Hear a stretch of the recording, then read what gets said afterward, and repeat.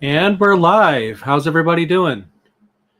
Just going to wait a few minutes for people to pop in before we get started, and we'll get this going.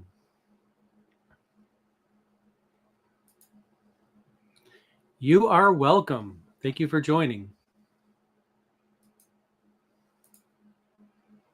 And that's really kind of you. Thank you so much for that. All right.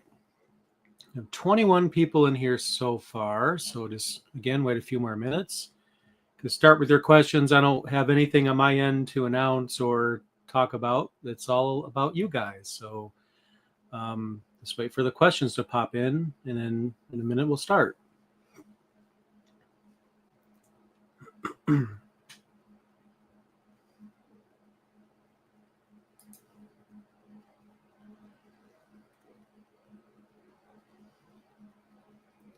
All right. I'm doing well. I hope you are too. All right. The questions I'll start answering shortly. I already see at least one in there. So I'll queue that up in just a moment.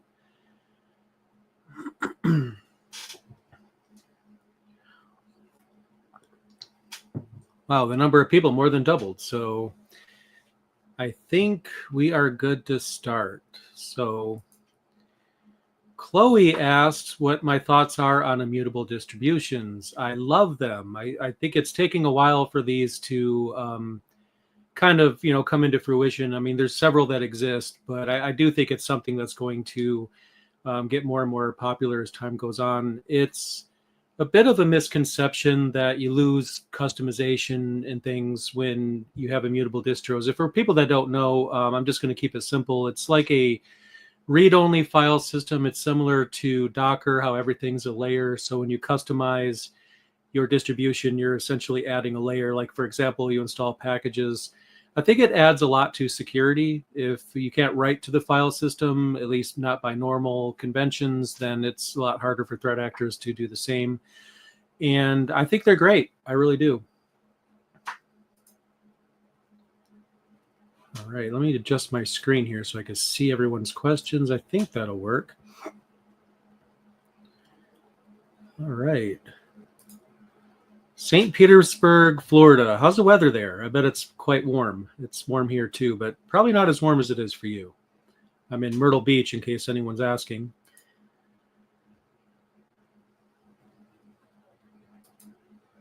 And apparently it's cold in Maine. I moved to Myrtle Beach from Michigan, and Michigan has 4 seasons: cold, colder, coldest, and hot. I like that joke a lot. Just had to put that out there. Thoughts on GIMP 3? I've downloaded it and installed it, but I have yet to use it because I use it a lot for thumbnails and things like that. So it's on my hard drive. The next time I have to create a thumbnail or do any graphic design, I use Canva a lot too. I know that's not really Linuxy, but GIMP is great. I absolutely love it. I'm looking forward to checking out GIMP 3. Again, I've installed it, just haven't opened it yet, but it's there waiting for me when I'm ready for it. All right, Jerry. So what's the best Linux cert to go for in 2025? I don't know if this is still the case. There was a certification where you get multiple certifications off of one. It was the Linux Plus certification from CompTIA. You want to check this though, because this was like probably over 10 years ago. It might not be the case today, but when I got mine a long time ago, you get the Linux Plus certification. You also get LPIC 1 as well. It's like a twofer. And I got a third certification recognized off of that one. So I took tests for the one and ended up with 3. I think the third was SUSE certification, but I don't quite remember. I like the CompTIA certifications because they're more generalized. It kind of forces you to, just explore multiple distributions and ways of doing things. And I really like that. There's obviously focused certifications like the Red Hat certification, which is more practical because you have to actually configure a system. But I like the fact that Linux Plus and LPIC 1, both of those actually will have you explore more than one thing, which I think when you're starting out is a really great thing. But then after that, you probably want to specialize into something more specific. I would also pose the question, what does your employer want? Or if it's not something your employer cares about, or if that's not why you're doing it, then, what are your goals? Is there a distribution goal? Do you want to get into networking? When you get into the LPI certifications, then they start to branch out at LPIC 3. You could choose your specialization. So that's something to keep in mind too. How do I copy my Linux files to an external drive? I'm not sure what your experience level is. I have a video on rsync, probably more than one at this point. So I like rsync a lot. I think it's probably the best command line tool for at least backing up manually. That's what I like to do. I mean, obviously you could plug in a drive and just use your mouse and copy a folder and paste it into the drive, and that works just fine. Rsync allows you to kind of, just sync, like the name implies, changes between the external hard drive and your Linux file system, and also let you get permissions and timestamps. And obviously it's not the only thing that can do that. You could use the copy command to do the same thing, but I really recommend rsync. It's one of those tools that has a ginormous number of options. You look at the man page for it and it could be overwhelming. I mean, you could just keep scrolling and scrolling and scrolling, but the thing is, you don't have to know everything. It's overwhelming. Just learn the individual options that are, specific to your needs. The archive option is probably the one that most people are going to want. That'll take care of timestamps and user permissions. So I recommend rsync.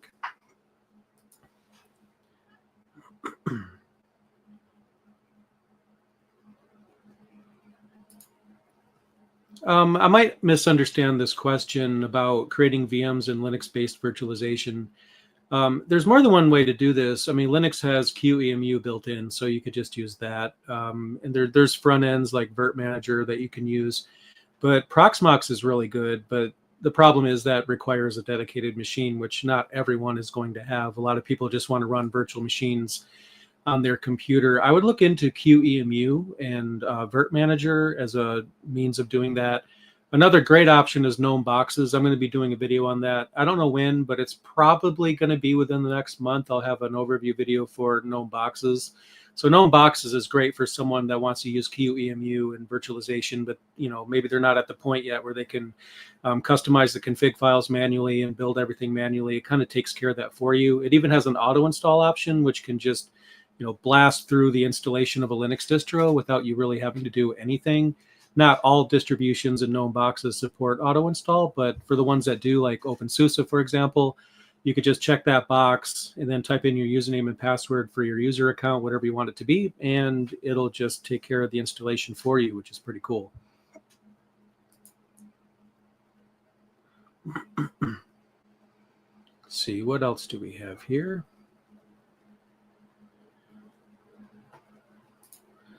Are you close to releasing NodeForge? That is kind of in question right now. It's no longer called NodeForge. It's funny that someone remembers that. I didn't really like the name because Node implies Node.js, which it's totally, there's absolutely nothing to do with Node.js. So I kind of didn't like the name, but at the time, that's kind of something that I just called it. Now it's called Configamajig. That's the internal name for it.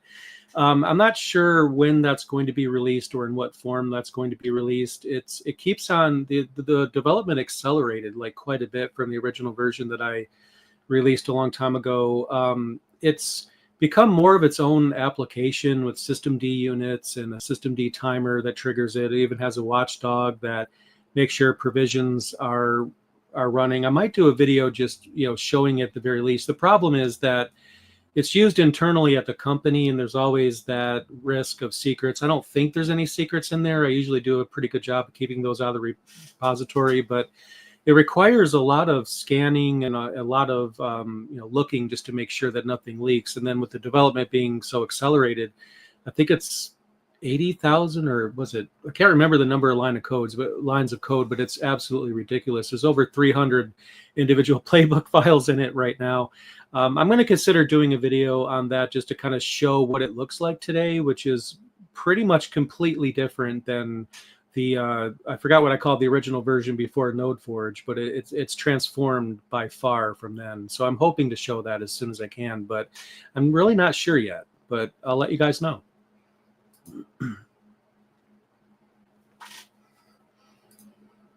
Yeah, I'm glad you like that joke. I have a lot of Michigan jokes. Michigan is actually an acronym. I don't know if anyone knew that the name Michigan is an acronym. It stands for "Man, it's cold here. I'm going away now."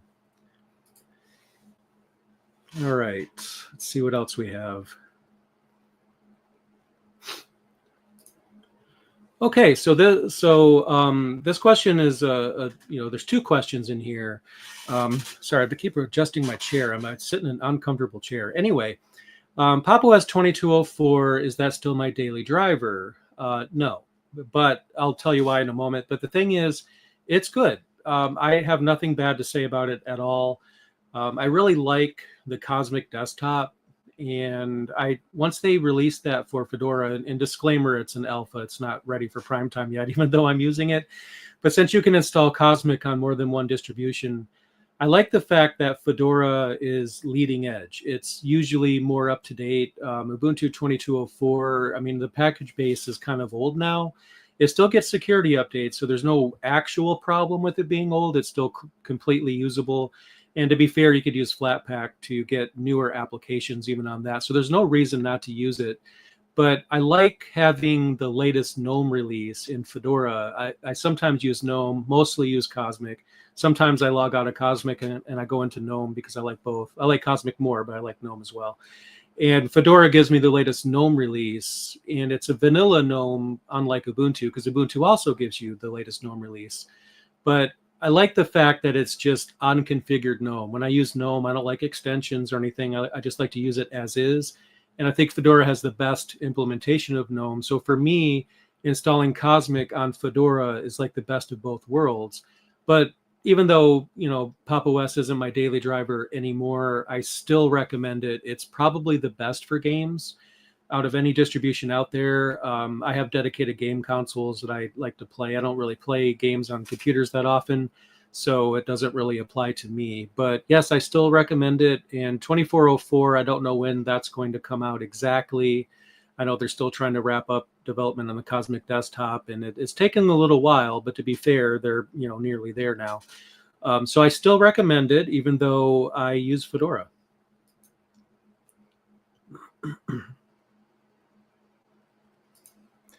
What are your plans for the channel this year?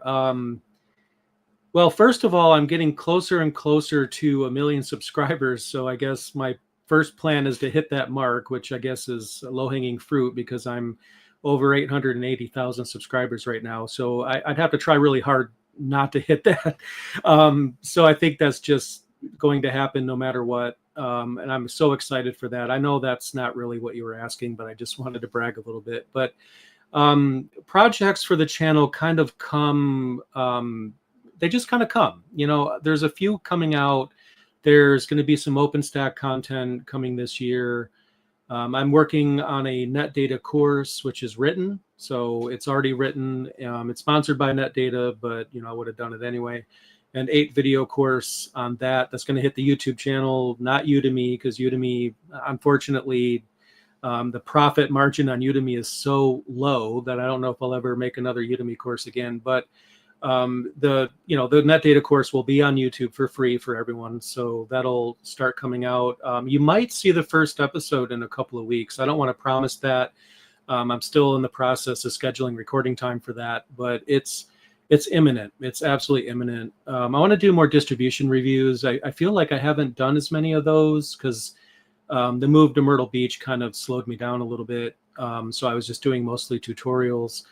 But with the Linux Crash Course series being over 70 episodes, maybe even closer to 80 at this point, I think I've covered most of the basics there. There's still going to be new episodes in that series, but that series will kind of slow down maybe to one a month or one every other month. But we're going to see a mix of beginner and advanced content because I like to do both. Beginner content usually does better, but there's a lot of people that used to be beginners, obviously, and they want something more advanced. But I want to do more distribution reviews. Another goal of mine is to have more people on the channel.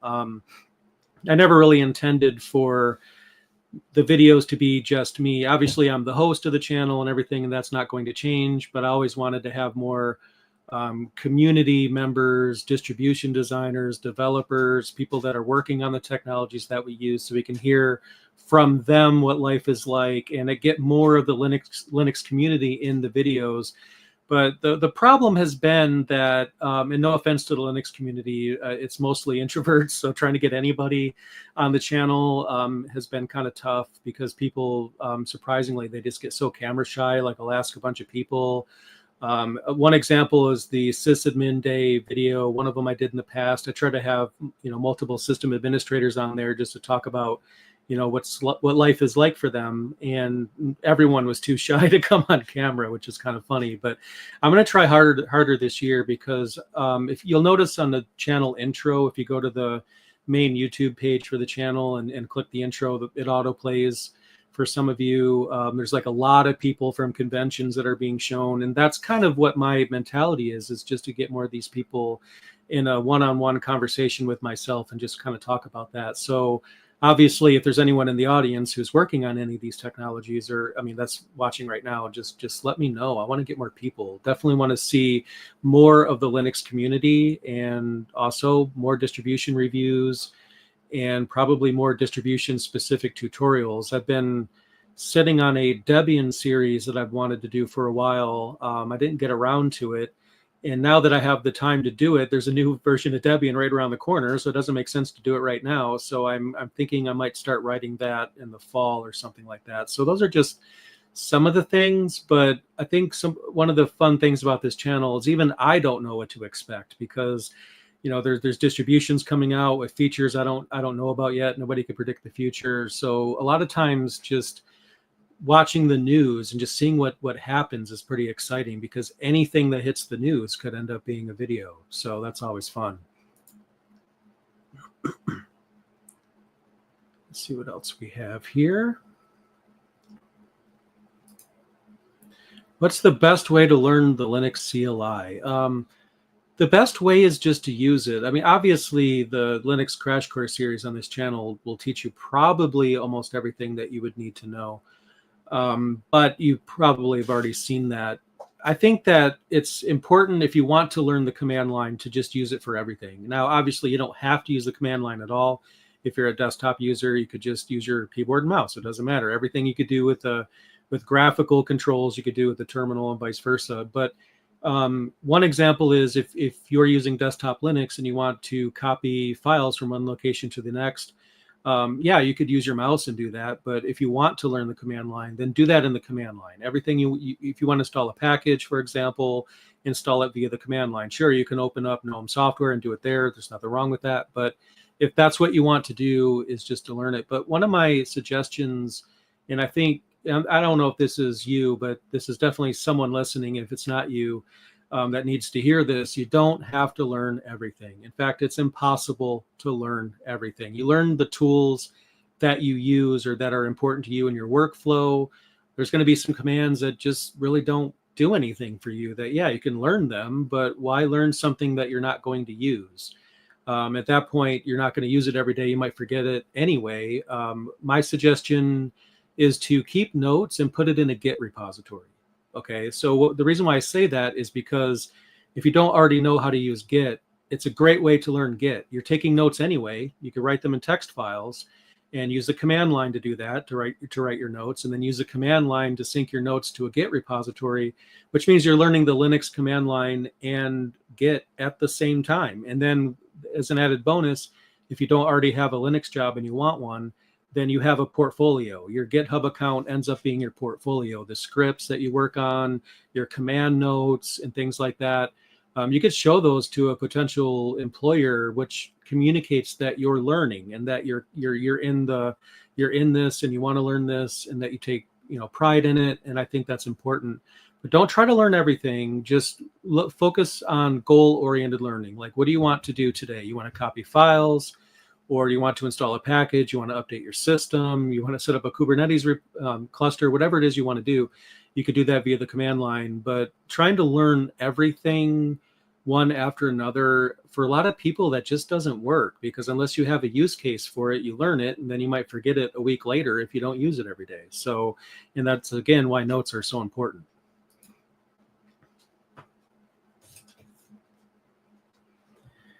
All right, let's see here. Second here. All right, so just getting caught up with the chat. What else do we have here? While we're waiting for the questions to pile up, I know there's still some I haven't gotten to yet. I just want to mention merch.learnlinux.tv. Oh, my chair's creaky. Sorry about that, guys. Merch.learnlinux.tv for swag and things like that. It helps support the channel, and everything purchased there goes toward the channel. It helps me do what I do. So I really appreciate that. I've tagged some products in this video description if you wanted to check those out. There's a Linux tips PDF. I just put out a cheat sheet for Linux commands. Also a pretty funny, if I do say so myself, blue screen of death t-shirt that suggests that you install Linux using the Microsoft font, just to make it more accurate. But definitely check out the merchandise shop. I'd really appreciate that.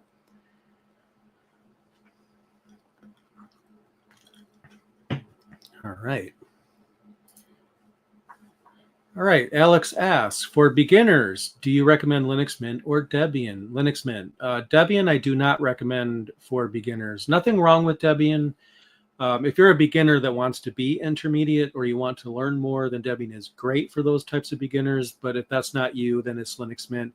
The thing about Debian is that it doesn't do as much out of the box. Most of the time, it does do, most of the things that you need. But it's not uncommon to need, if you have an NVIDIA chip, for example, to install the NVIDIA driver. There's more steps in Debian than there is Linux Mint. Linux Mint kind of handholds you a little bit. It just kind of, more things work out of the box. Debian is a bit stale, and in terms of Debian stable, the packages are usually older. And I think where that bites people, I'll use LibreOffice for an example. There's a lot of people out there that feel like LibreOffice isn't as good as Microsoft Office. And I have to think that the reason why some people think that way is because, if you're using a distribution like Debian, you have LibreOffice included out of the box, but it's going to be several major versions old. Now, Microsoft is constantly changing their format, which makes LibreOffice kind of have to stay on their toes to keep the Microsoft compatibility in check. But if you're using an older version of LibreOffice, for example, you're missing out on a lot of those advancements in compatibility, and you're more likely to have issues with Office document compatibility between Office and LibreOffice. And that's just one example. Most of the desktop environments are going to be 2 or 3 versions out of date with Debian. Debian stable, the reason why it's called that is because it doesn't change that much. They don't update as often. But to be fair, Linux Mint, they base on an LTS version of Ubuntu, but they still generally seem to have newer applications and handhold a little bit more. So I would say Linux Mint for people that are beginners and they're not sure whether or not they want to be intermediate or advanced, or Debian for people that don't mind, doing things a little manually. For example, you could bypass the LibreOffice problem by using the Flatpak version of LibreOffice, which will be more up to date. You can uninstall the LibreOffice that comes with Debian, install the Flatpak instead, and then you can still get your newer applications. And one of the cool things about Debian is you could decide which applications in particular you want to be bleeding edge and which ones you don't. So, for example, LibreOffice, you should always use the Flatpak version. You need that to be up to date no matter what. Don't use the distributions version. You might argue that you want a more up to date Firefox, so you'll do that. But maybe not having the latest GNOME release isn't important to you. You want something that's more stable. And that's a great thing about Debian. You can mix or match what applications are the newest available and which ones are an older version. But definitely Linux Mint for beginners. There's also a Linux Mint Debian edition, which is kind of a happy medium between the two. When it comes to, sorry, I have a camera in front of my face. Which version of Debian exactly? Debian stable is the only answer in my opinion. Yeah, you could use testing. You could use unstable, but you're going to forfeit security updates because stable is going to get those before the others.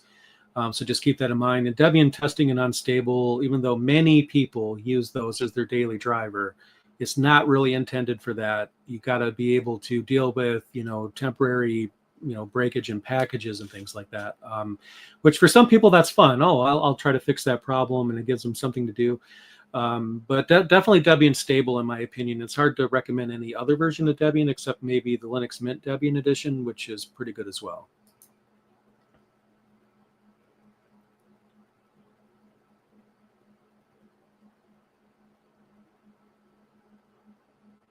Let's see what else we have. Will you make more Udemy courses? LPIC 1 or LPIC 2? It's possible, but unlikely. The problem with Udemy, and I didn't know this before I started, I don't want to make this all about the money, but you do have to pay the bills, and earnings on Udemy are by far the absolute lowest earnings of nearly anything that I do. And it kind of makes it hard to justify doing. I feel like I could do better by releasing the courses for free on YouTube than I can by a paid course on Udemy, because regardless of what you sell it for, they just discount it pretty much 90%. It just makes it really hard, and then I don't really have as big of a platform there. So I'm considering doing a course on Udemy again, but right now I'm working on a net data course, and that's going to be on YouTube. That's going to be free for everyone. So we're going to see how the balance goes with that. Obviously I appreciate each and every one of my Udemy students. I think that's awesome that they signed up for the courses, but it just seems to me like the response is a lot lower on Udemy, even in terms of people checking it out. I mean, I can get like tens or hundreds of thousands of people on a free YouTube course, or a few hundred on Udemy. It sometimes it just doesn't make sense to make content for such a smaller audience. I'm glad you appreciate the content, and never say never. I am considering doing more, but right now, at this current point in time, my focus is here on YouTube.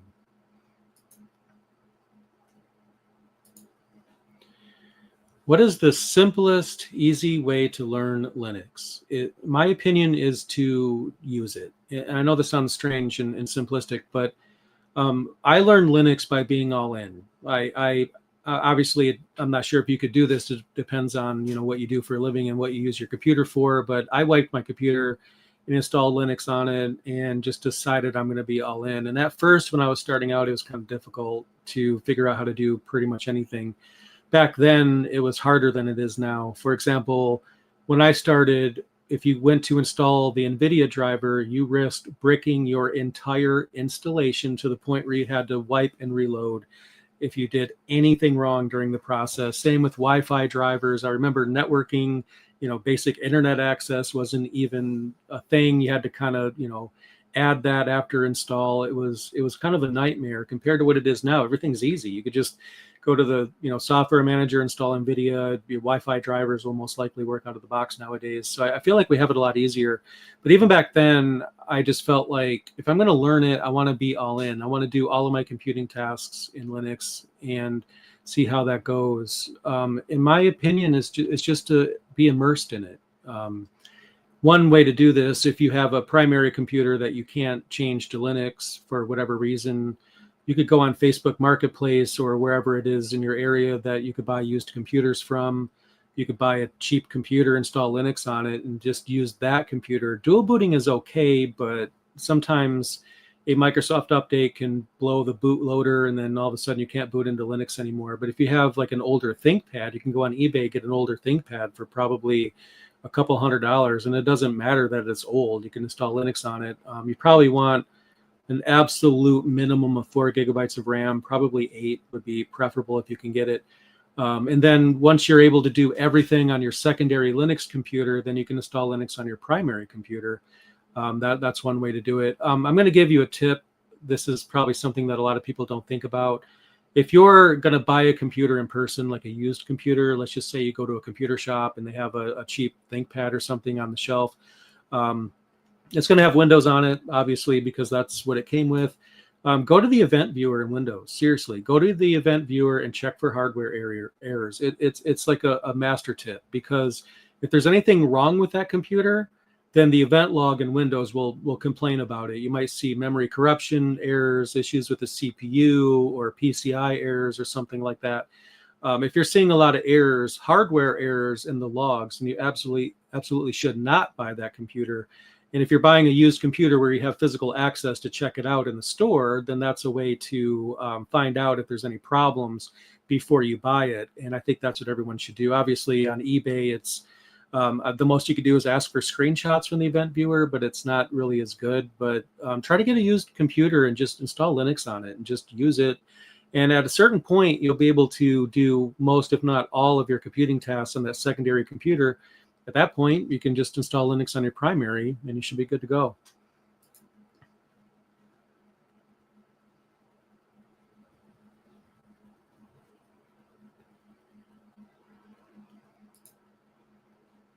So Chloe asks about any Linux or Unix books that I could recommend. Unfortunately, I don't have an answer for this. It's one of the things about content creation is that I don't get as much time to consume other people's media. There's a lot of YouTube channels that I like to watch, that I'm extremely out of date watching because when I make the content, it kind of takes over everything, and that includes reading as well. There just hasn't been as much time, but I will keep that in mind. If I find any book or anything that I really think is a good fit, I'll try to post that somewhere for people to get access to. So sorry, I couldn't be more helpful on that.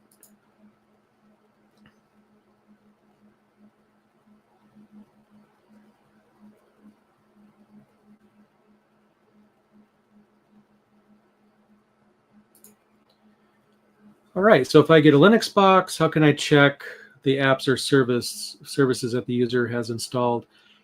Usually, all you really have to do is go into var log and look for a dpkg log or a dnf log, depending on what your distribution is. And pretty much everything you want to know is right there. You'll find out what packages were installed. I hope that answers your question. Let me know if I'm not understanding your question properly, but usually everything you want to know in terms of that is right in the log files, so you could just check those.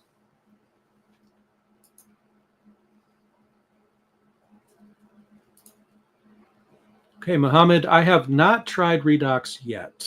That's I have a lot of operating systems on my list to check out. I like Rust so far. It's funny because the provisioner component of my internal automation system, I'm actually considering writing that in Rust. I think that there's a lot of delay in getting that into the Linux kernel. I mean, I know it's getting there piece by piece. It's a memory safe language, although you could argue that programmers should be memory safe when they write code, but sometimes I feel like memory safe languages are trying to save programmers from themselves. But I'm not extremely knowledgeable in it yet. It is something that I'm going to be learning because I want to convert some systems internally to Rust. So that's something that I'm not sure if I'll ever do a course on that or not once I get through that, but I think it's a good thing. I mean, I see no actual problem with it. I know some people just don't like to see change. It's like, well, we've been writing it in C for so long. Why would we want to change? But for a more modern language that's memory safe, I think that's a good thing.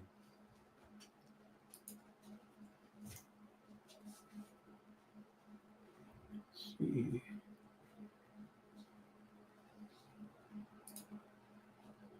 You're welcome, Mason. I love what I do. It's just so much fun to produce the videos. Sometimes I think I go overboard with the effects and things, but I just really enjoy it. But sometimes it feels like, myself and other YouTubers, we're creating documentation for projects that don't have much documentation. I've noticed that sometimes when I go to do a video tutorial on something, I'll notice there's not much documentation out there. So sometimes I feel like the content that YouTube creators like myself create ends up being the documentation. But I'm absolutely glad that it's helping you out.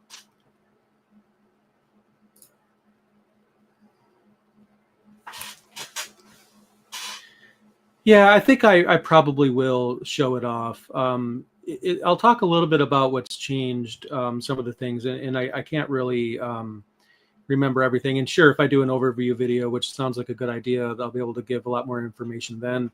One of the big changes was moving it over to systemd and systemd timers for controlling it. The bash script is now called the provisioner, and it has different options now. Like you could do a -C for check, which will run through everything without actually making changes to the system, just to make sure that your syntax is okay. There's like a -S option for status, which tells you the last time it ran and when it's going to run again. A watchdog, if the log files are too old, it detects that and it reruns that. There's 3 distribution groups now. So there's production, there's stable, and testing. So testing is what I'm playing around with as I develop it. The code graduates to production, and then production becomes stable. So it has like these 3 distribution groups, and I split all of my instances into these groups depending on how important they are. So something that's public facing is likely to be in the stable group because I don't want it to change as much. Production is internal tools, and testing, like I mentioned. There's also a -F option for follow mode. There's also a message with the robot icon that comes up right in the terminal that tells you when it's actually provisioning the system. So if someone's using the system, it pops up a wall message just to let whoever know that there's a provision task running in the background. So that way, someone's working on the command line, it's like, why is this so slow all of a sudden? Not that it ever actually is, but if that were to happen, they see that message. Oh, okay, yeah, it's provisioning right now. And there's a lot of tweaks. Like just recently, I made it wait for the package kit process to finish so it doesn't run into package error. So for example, if config-imagig is trying to install a package, and then something's being installed in the background, let's say an automatic update is happening, it's going to fail because it can't do that while the package database is locked. When the process starts, it's looking for package kit, and it just kindly waits until package kit closes before it does its thing. I added OpenSUSE, Fedora, Alma Linux to it, probably some others that I can't remember off the top of my head, Pop! OS, Ubuntu, Debian. And then I use variable files to handle differences between the distributions. So for example, instead of HTTPD for Apache, I'll have a variable Apache package, and then a distribution variable file. So if Pop! OS or if Ubuntu, it loads the appropriate variable file, which fills in the names of the packages for the different distributions, which is what helps it support multiple distributions. So I'm trying to think if there's anything else. I've been developing it for so long that nothing is new to me, but I think everything would be new to you guys. I guess the more I talk about it, the more I want to do that video.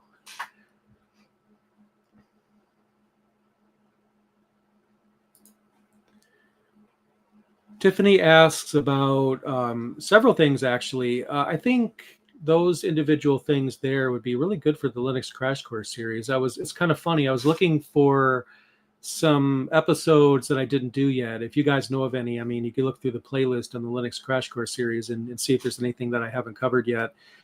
As the series goes on, it gets harder and harder to find more things to cover after 70 plus videos. I think the majority of the things have been covered, but definitely not 100%. So this is a great idea, actually.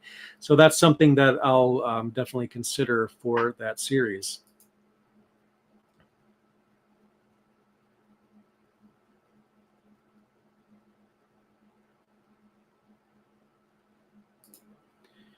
Why is Secure Boot a problem for some Linux distributions and not others? There's really no easy answer to that. I think it really depends on the distribution maintainers and how important they think that is for the keys to be included and everything. Is it a security risk? I'd say not really. I can't say 100% no, but Secure Boot seems to be a solution. It's like a solution looking for a problem to solve. Like a very, very, very, very, very small number of threats out there affect the boot process. It's sure it happens, but you're more likely to have anything else happen before that happens. For example, you're more likely to get your entire system ransomware before you run into a boot thing. I just felt like the whole Secure Boot thing, that was just a facepalm to me. Yes, disabling it is a security risk, but it's a very, very small security risk. I disable Secure Boot on everything. I just have no need for it. Even if something did happen to one of my systems, my automation system will catch it back up, but I haven't even had any problems. So I just kind of think it's one of those things where I hate to call controversy and say that that's a way for Microsoft to keep people on Windows. I don't necessarily think that's the case, but I also can't prove that's not the case. But when it all comes down to it, it just seems like a solution looking for a problem. It's just not, I mean, of all the major security issues that can be focused on, we're focusing on that? Really? I just don't get it. And I think anything that stops you from being able to have full control over your computer and choose your operating system is more a bad thing than a good thing. But again, just look at the security landscape. I mean, as I'm telling you right now, it's not so much of an issue when it comes to cybersecurity. That could change tomorrow. You know, you could have like a bunch of malware come out that targets that all of a sudden. I mean, things definitely can happen. So weigh the risks with that. But at the same time, I've never seen a problem. I can't advocate for disabling it because I don't want anyone to have a problem on my account. But at the same time, like I said, it just seems like a solution looking for a problem to solve.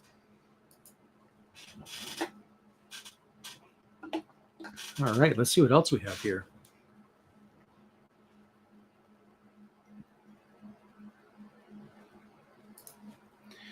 All right, tutorials in regard to HTTP, excuse me, almost, that's not Apache, HTTP, which includes Apache, but DNS, FTP, mail server. Those are all possibilities, definitely. I'm going to keep that in mind. Now, the mail server one I probably won't do because there's a very small number of people that have to, for work, for example, build a mail server. My opinion is that no one should ever do that because I have done that. I have run my own mail server for quite some time, and it just ended up being a headache, like a complete nightmare headache trying to maintain that. The littlest thing goes wrong, you can't get mail. I asked people in my circle, other sysadmins and YouTubers, and universally they all recommend you just use a mail service, and that's what I recommend. I definitely want to do it. It's just one of those things where I just don't think that's a recommended thing to do. But then again, I do understand that there's a lot of people out there that work at a company that already has a custom mail server. Maybe you work at one of the mail providers, for example, that I recommend that you use, and you have to learn it for that purpose. But the problem is the number of people looking for that is quite small. But the other things you mentioned, though, definitely. I thought I had some DNS tutorials, but I guess at this point I've done so many videos, I can't really remember which ones I've done, but I haven't done any recently. So even if I have done videos on DNS, it probably would be a good idea to catch that up and make that more current.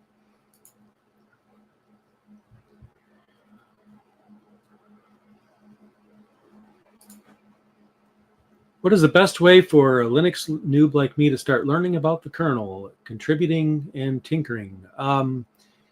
The first thing I would recommend is to try compiling a custom kernel. It's not that hard to do. I mean, it could be a time-consuming process if you have older hardware. I remember when I started, it could take like over 24 hours for the Linux kernel to compile, even on like really good hardware. Nowadays, you could probably get it done in 45 minutes or even probably less than that, because hardware's come so far since then.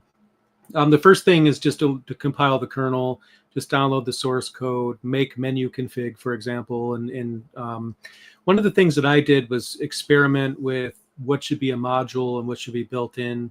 Modules can be, are just loaded at boot as needed. One of the things I wanted to do was create a very streamlined Linux kernel, like take away all the drivers out of it, other than the ones I personally use, like my sound card driver, my video card driver.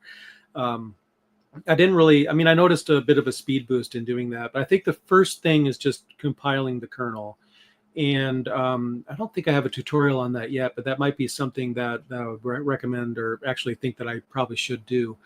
After that, it's, Linux kernel development is very specialized. There's a lot to it. There is a book that I read about, excuse me, I want to say more than 15 years ago. I can't even remember the name of the book.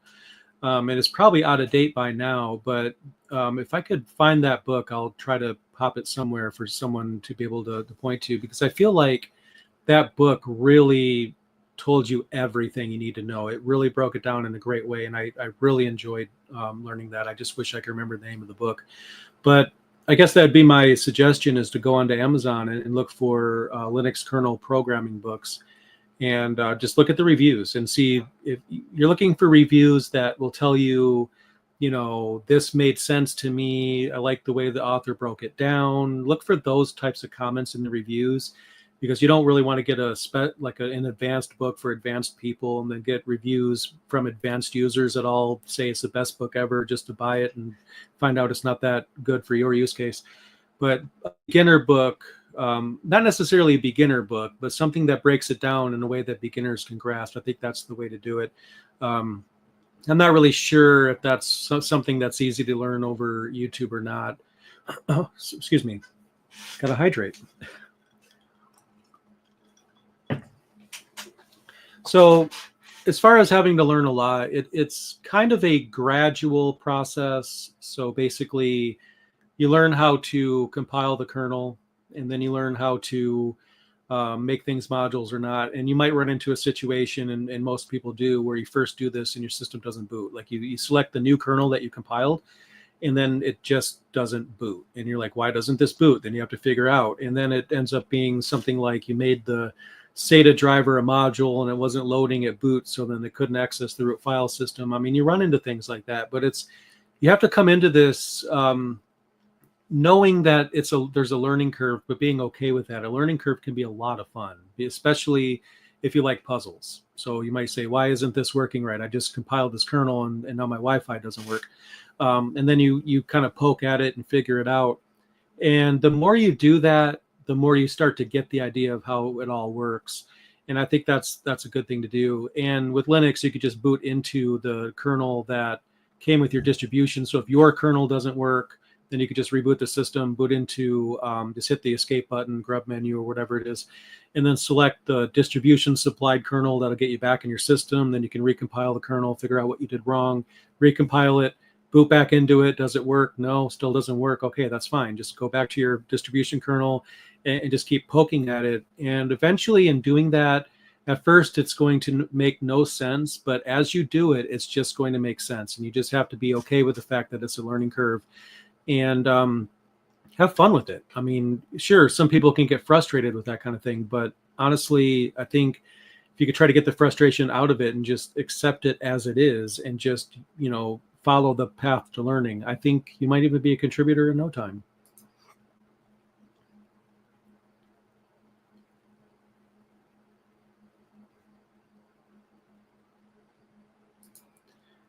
So in regard to modifying the logs, I might need a little bit more clarification on what you mean by that in particular. Are you referring to a video specifically on editing config files or log files? Because sometimes that's broad. For example, there's commands with journal CTL and systemd to, it's called vacuum, for example, where you can lower the log file size if it gets too big, or you could determine how much to retain. There's log rotate, which will allow you to compress log files and kind of zip them up so they can take up less disk space.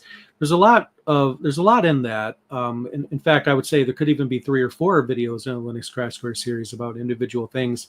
I will say this: there's a journal CTL Linux Crash Course series video that's been written, and it's pending recording. There is another episode of Linux Crash Course series that's pending recording, but for some reason I can't remember. It's like I write these scripts and then they could sit for like 2 or 3 weeks before I get a chance to go into the studio and record them. So at least one of those videos is happening. My guesstimate is you could probably see the journal CTL video sometime between a month or a month and a half from now.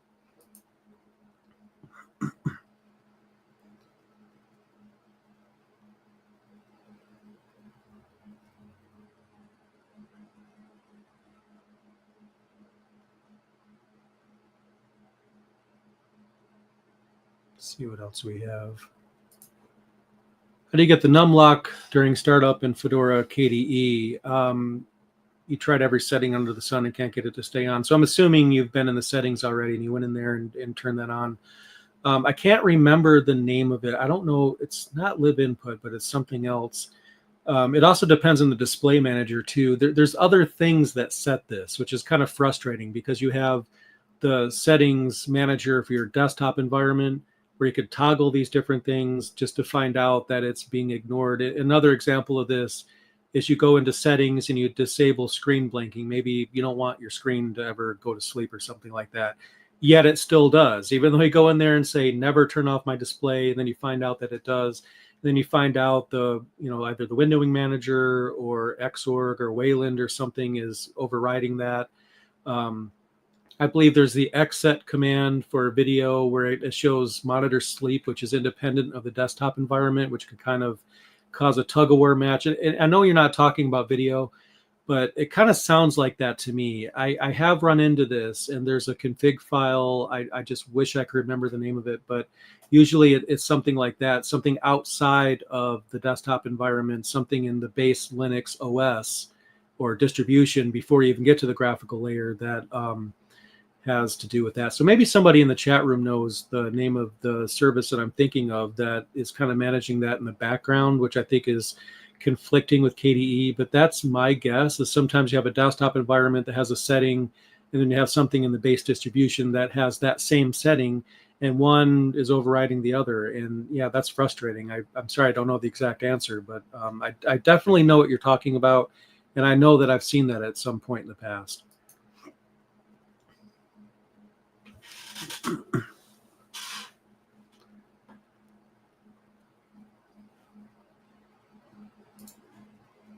Looking for a distro for teaching networking without excess software. So one method of doing this is Debian. Now, earlier I mentioned Debian is not really for beginners, but you're not even asking about beginners, so that doesn't really apply here. Well, actually, you did say easy for beginners, but I assume you mean beginners that want to be intermediate or something like that.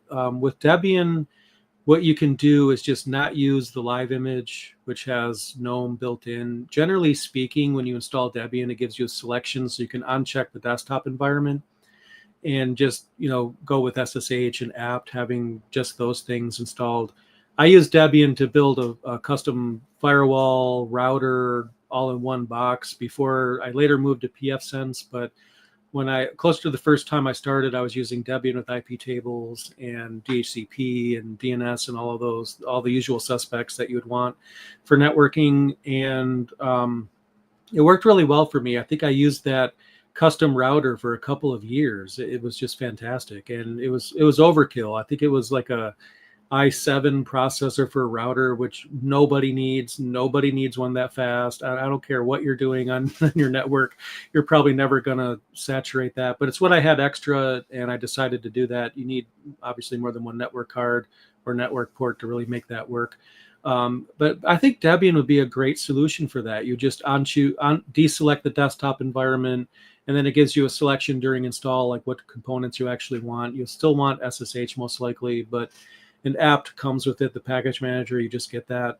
Arch is also really good for the same thing. Arch is even more streamlined than Debian in terms of software bloat, because Debian's still going to have a bunch of utilities. Not many, it's going to be lower than most, and I think it'll absolutely fit your needs.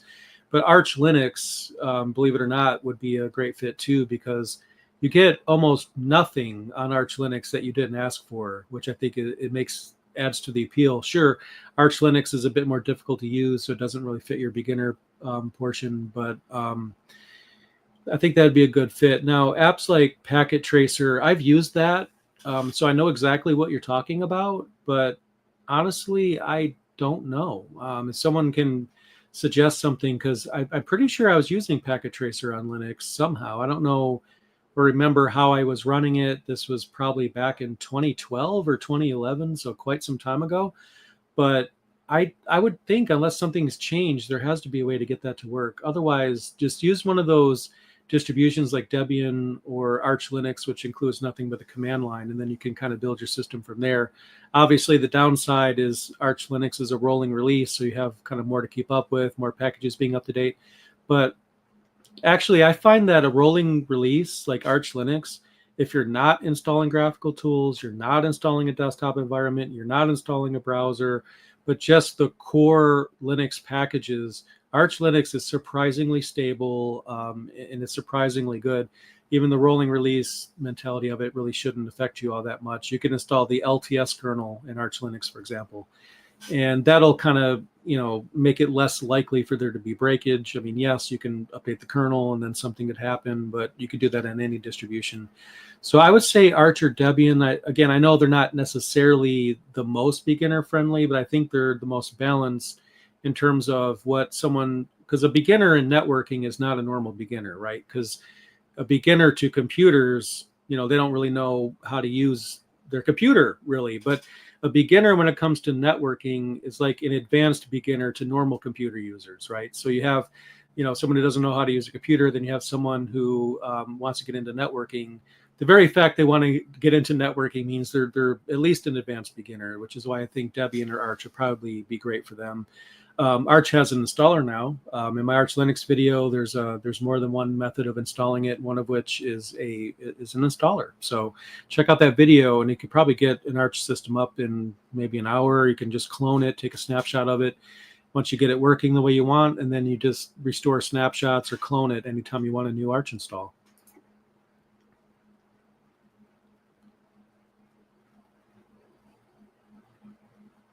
See what else we have here.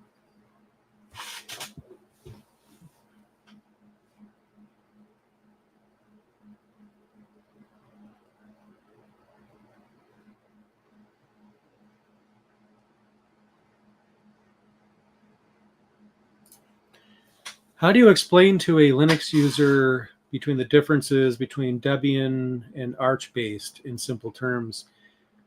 The best way I could think to explain it is that in both cases, it's Linux. It's using the Linux kernel, Arch-based or Debian-based or even RPM-based, whatever you want to call it.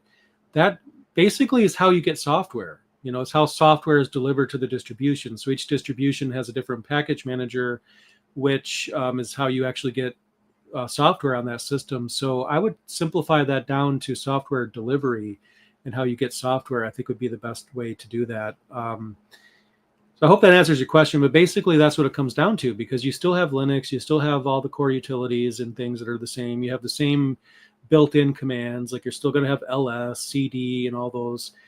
So the command syntax and the number of commands you have doesn't really change. It's when you get to the package manager, you're dealing with software delivery, and that's usually what the difference is.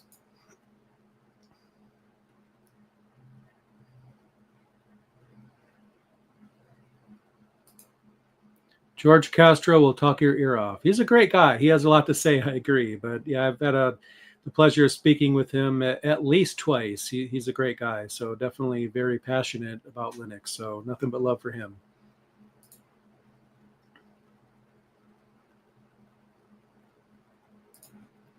Would you ever like to be a guest speaker at a local Linux user group? Yes, absolutely. I'm not sure if there are any here in Myrtle Beach, but if there are, I'd love to do that.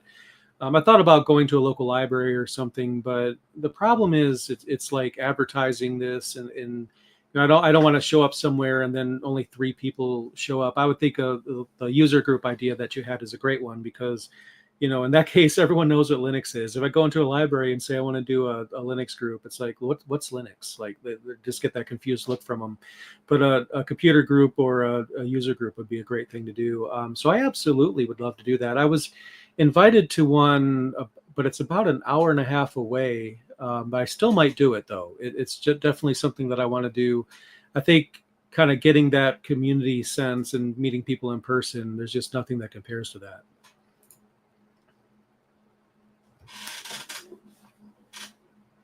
See what else we have. I could take a few more questions here.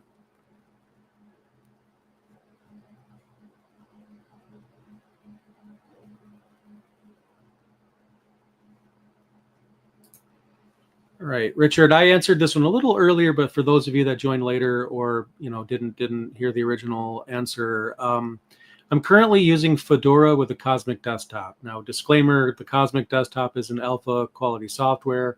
For me and what I use it for, I had it crash once ever. So I don't know if maybe my system is just that good and it's super compatible with it, or what other people's experiences have been. But I haven't heard a lot of people talking about crashes. But I can't advocate for anyone to use that as their daily driver until it is fully formed. But I like using beta software and alpha software because I like to keep up on what's going on.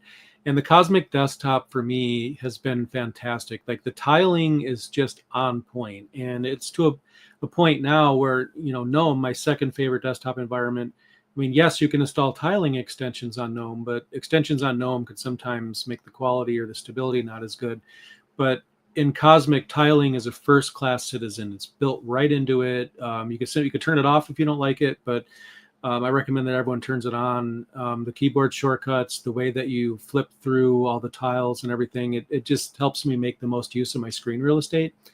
And I have that installed on Fedora, like I mentioned. And one of the reasons why is because with GNOME being my second favorite desktop environment, sometimes I like to log out of Cosmic and log into GNOME. And because Fedora gives me the latest GNOME and it's clean, it doesn't have the Ubuntu specific changes. And sometimes Ubuntu releases what I call Franken GNOME, which is just components of, an older GNOME version plus a newer GNOME version. Like you can have the GNOME desktop on Ubuntu with the Files app from 2 versions ago. It's weird, but with Fedora, they do such a great job with implementing GNOME that it just makes a lot of sense for me to base on a distribution that has, a really good, clean GNOME environment. But then I can also evaluate the Cosmic Desktop. And lately, I haven't logged into GNOME on my Fedora installation in probably 2 or 3 weeks now. So it's going really, really well. I can't wait for Cosmic to come out and be considered stable so more people can use it. But Fedora with the Cosmic Desktop and GNOME is my secondary, is where I go. So basically what I do is I just install the vanilla GNOME version of Fedora. And then after I install it, I just add the Cosmic Desktop. There's instructions on the Cosmic Desktop website for how to add it. And I just add it on top of base Fedora, and it works really well. I also like how upgrades in Fedora, they just work. I haven't yet had a problem where I couldn't upgrade from one release to the next. So even though Fedora is not a rolling release, it kind of feels like that because they release a new version shortly after GNOME releases a version. So from upgrading from one version of Fedora to the next, it feels like a rolling release, even though it's absolutely not. It's definitely not a rolling release, but it feels that way. So I get the best of both worlds. And eventually, I'm not sure if I'll use GNOME anymore after Cosmic becomes fully stable. I like that it's lighter weight. It just doesn't have as much to it. It stays out of my way while I run applications, and I just love it.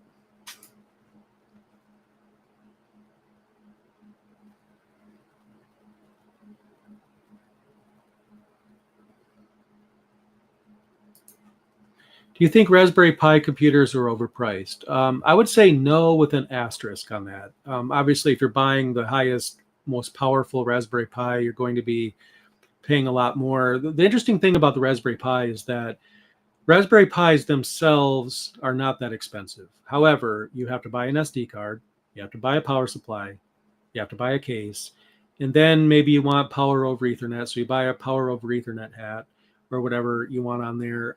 By the time you add all of that up, you can get a cheap computer on eBay that has all that in there anyway. But the fact is Raspberry Pis themselves, if you're just using the basic Raspberry Pi, you don't need the 8 or 16 gig version. If you can get away with 4, for example, that's generally going to be cheaper. But you really have to kind of add up not just the Raspberry Pi, but all the accessories that you need to do what it is that you have to do. Because it's too easy to buy a Raspberry Pi. Oh, that's under $100. That'll be cheap, and then you get closer to $200 by the time you add all the components. So you basically add all those things together and just see what the total cost of ownership of that Raspberry Pi is compared to just buying a $150 old computer on eBay. Because nowadays, I mean, we can run Linux on just about anything. So you could argue that it may not be cheaper, but it really depends on your use case. I don't personally think they're overpriced, but again, by the time you buy a ginormous number of accessories, the cost could easily exceed what you thought it would.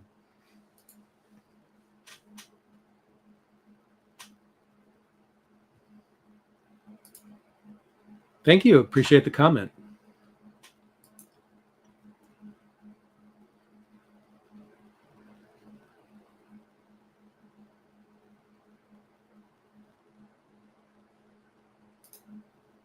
I want to troubleshoot a complex issue. An example, Arch updates break Orca. That's a screen reader, I believe. lots of moving parts, where to even begin. My suggestion with Arch Linux, and this is something you have to evaluate in a test environment first, but I really like LVM snapshots, or just having a file system that can snapshot, because the way that I would run Arch Linux is I would just pick a day that's update day, maybe once a week or something like that. And before I update the system, I take a full system snapshot. With LVM, for example, you can do that. You could take a snapshot of the whole system, and then after you take the snapshot, install all of your updates. And even being installed on bare metal, like installing Arch Linux on your actual desktop or laptop, not in a virtual machine, but like literally on the hardware. If you use LVM, you can do the snapshots, and then you update, and then you kind of, you reboot, just see what breaks, if anything. And if anything is broken, then you just, remove the snapshot, takes you right back to the way you were, and then just wait 3-4 days or something, just in case there might have been a bug or something like that, and then try it again. And then, still doesn't work. Okay. You could, obviously you want to make sure you're still getting your security updates. You don't want to remove security updates, but definitely want the, Linux kernel for security updates and things like that. But using a file system with snapshots is a great way to do it. The problem is, if you already have an Arch install, that's a reinstall, because you have to create a brand new file system, and that's not necessarily easy to do. Also, it would also depend on what kind of breakages there actually are. I would also ask if Orca, or whatever software you're using, is available in Flatpak or via universal package format, because that way you could kind of take the distribution out of the equation. So I use Flatpak almost exclusively for most things. I know some people don't really like that, but I think there's a lot of stigma around Flatpaks. I think they're totally fine.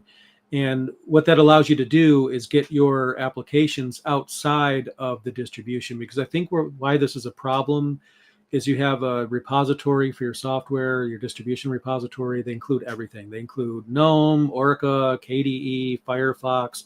Pretty much your entire suite of software is from that one repository, which I've never been okay with that. I've always thought that the distribution should just be the OS and absolutely no software at all, just your Linux drivers, the kernel, system libraries, and that's it. And then everything else should come from, Flatpak, AppImage, or whatever it is. Obviously, we can argue that there's some downsides to universal packages. They're still kind of coming around. But even if you take universal packages out of the equation, I just think that there should be a wall behind or in between the operating system and user applications. And I think why we run into this is because, the more you have in one repository, moving parts, like you said, the problem is, one thing breaks, or not even breaks, but one thing gets updated, the system library gets updated. Now your software depends on the old version of the library. That's not updated yet, so now that doesn't work. But if you have separation between apps, then I think that makes things a lot better. Another trick is using DistroBox.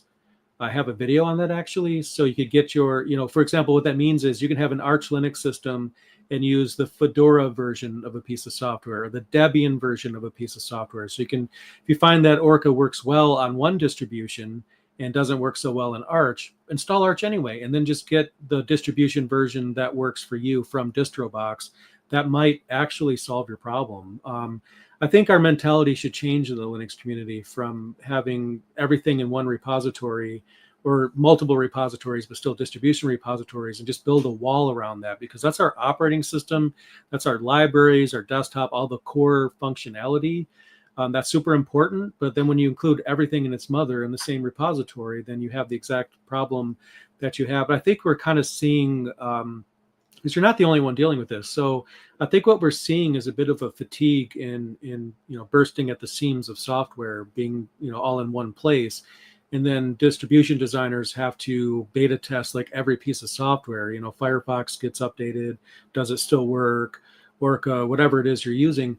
I would just try using a Flatpak version, DistroBox version. Try to build that wall around the distribution to keep it stable, and then get your applications from another source. That's what I'd recommend that you try, because I think the problem that you're experiencing is nothing to do with you. I think it's literally just a Linux problem. I think that's something the industry needs to address.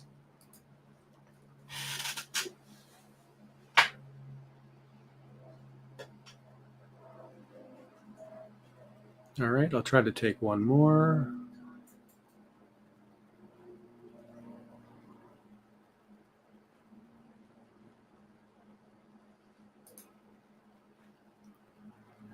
Thank you for that. I appreciate that. I had a lot of fun writing that book. Definitely.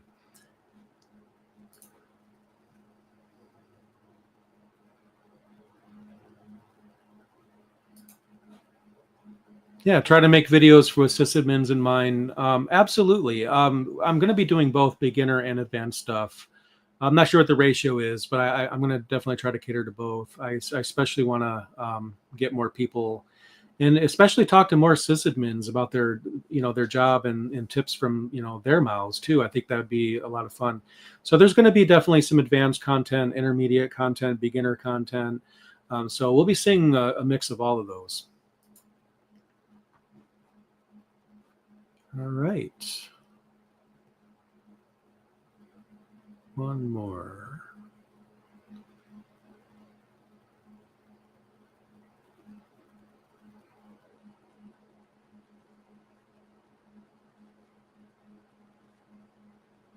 And sorry, just getting caught up with the chat here.